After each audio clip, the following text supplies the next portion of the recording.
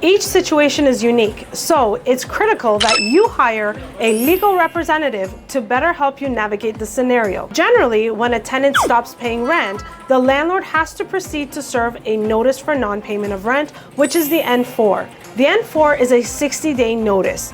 It basically tells the tenant that you have 14 days to pay or move out of the rental unit.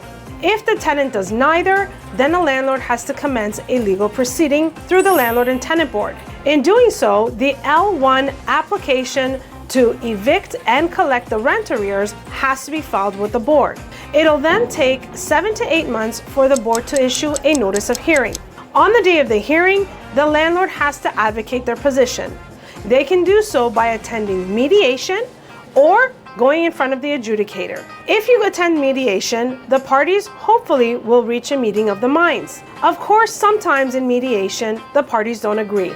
However, what happens in mediation has to stay in mediation, meaning that if you can't reach a settlement, you have no choice but to continue for your matter to be heard in front of the adjudicator. Once the matter is heard, it'll take 30 to 60 days for the board to issue an order. When the landlord receives an order, they can enforce the order by filing with the Office of the Enforcement with the sheriff. It will take approximately 4 to 8 weeks for a date and time for the eviction.